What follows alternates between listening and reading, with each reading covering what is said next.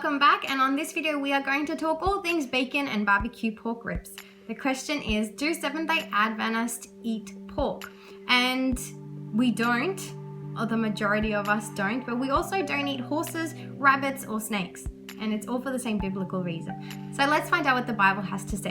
In Genesis chapter 7, we find the first reference to clean and unclean animals. And this is information that was given to Noah with regards to the animals that were going to enter the ark. God specifically gave an allocation of unclean animals, which was going to be that they were going to enter the ark 2 by 2.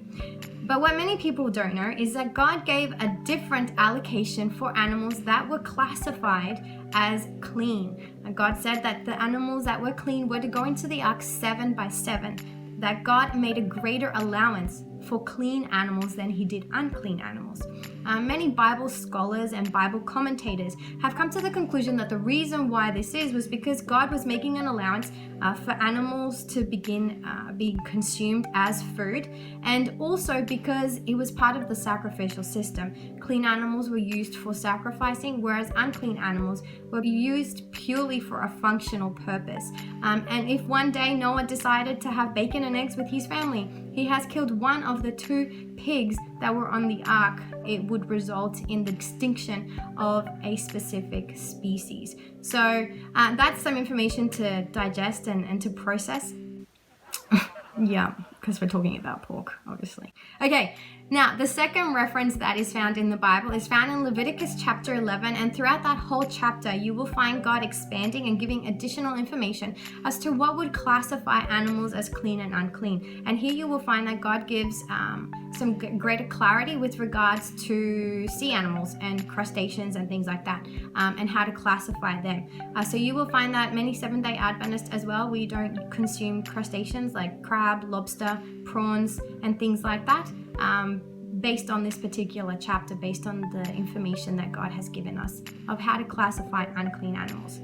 Where do I stand on this thing? So I'm obviously vegetarian, so I don't have to worry too much about clean and unclean meats. I'm actually predominantly plant-based, so I don't worry about too much about animals that breathe. But as I was an Adventist for many years and I was not vegetarian, I definitely did abstain from unclean animals. One, because it was biblical, but in addition to that, I actually did a lot of independent research and looked at just the digestive system of unclean animals, and it has been found scientifically backed up with research that unclean animals digest and they process foods and contaminants very different to clean animals, and that their flesh and their meat actually holds a lot of parasites, which unclean animals don't.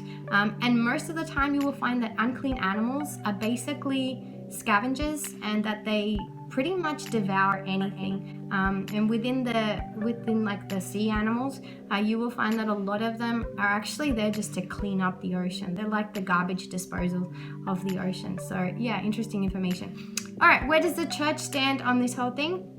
Again, you don't have to be vegetarian to be Seventh-day Adventist, but there probably is a lot of education and there is a lot of counsel about what the Bible does have to say with regards to clean and unclean animals. So it's definitely somewhere that we'd like to educate people that are within our church so that they understand about the benefits of abstaining from unclean animals and why God would have classified them like that, and why he has an ideal for us, which is obviously if we're going to consume meat, let us consume the clean animals. So that's it. That's where we stand on this pork business. So if you have another question about the Seventh-day Adventist Church, make sure to ask the SDA Insider.